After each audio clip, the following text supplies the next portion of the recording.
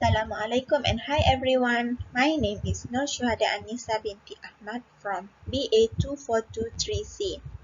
Today I will share about the differences between Islamic finance and conventional finance.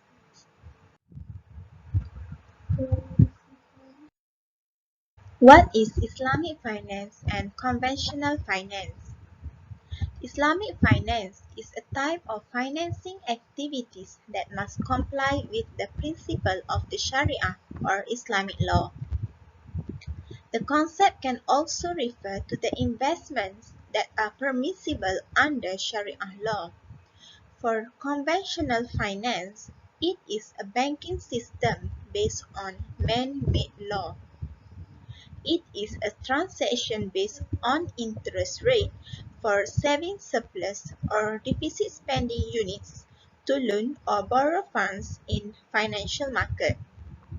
Next is value proposition. A value proposition is part of company's overall marketing strategy. The value proposition provides a declaration of intent or a statement that introduces a company's brand to consumers by telling them what the company stands for, how it operates, and why it deserves their business. A value proposition can be presented as a business or marketing statement that a company uses to summarize why a consumer should buy a product or use a service. Value proposition for Islamic finance. The value proposition of Islamic finance apply teaching of Sharia which strive for justice, fairness, trust, and honesty. The value proposition of Islamic finance is firmly rooted in the Maqasid al-Sharia.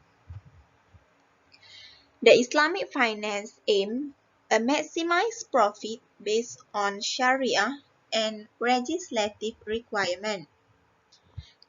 The financial justice is a requirement that helps Islamic finance products function in a Sharia-compliant way, and the profits are shared between banks and depositors. Next is value proposition for conventional finance. For conventional finance, all those things does not exist as the system becomes more vulnerable as it prioritizes self-interest. The conventional finance aims on maximize profit only based on legislative requirement. It lends money with a predetermined rate of return or interest, and last, depositors are guaranteed a predetermined rate of return or interest. Next is the structure. The structure of the finance means how the bank is set up. For Islamic finance structure, income and pricing remains important, and there is also consideration on why a product is launched and the impact it has on customers. Not all fees can be charged and not all features can be used in Islamic financing. The Islamic financing model itself is not a stand-alone arrangement. For a conventional finance, the purpose of setup is to collect deposits and give loans. It is designed to have two main functions, which are collect deposits and give loans. When introducing their products, the income and pricing become important. For operational mechanism for both Islamic finance and conventional finance. Operational mechanism means of control over the pace and direction of an initiative. It's the simplest, though still critical, of the elements. It explains how the institution or business operate. By operational mechanism, we can see how Islamic finance and conventional finance operate. For the first features of operational mechanism is law. For Islamic finance, it operates based on Islamic law or Sharia. For conventional finance, it operates based on man-made law. Second is riba. Islamic finance is operates based on prohibition of riba. Riba is prohibited because it creates injustice to the borrowers as they have to repay their debts irrespective of their financial institution. For conventional finance, it operates based on interest-based system. Customer can neither borrow from nor invest any money through the conventional bank on interest basis. That is a gharar. Islamic finance avoids the gharar and uncertainty. Gharar is prohibited because it runs counter to the notion of certainty and openness in business dealing.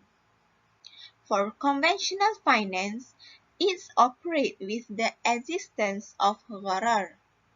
Gharar can be arise when the claim of ownership is unclear or suspicious. And last is maisir or gambling.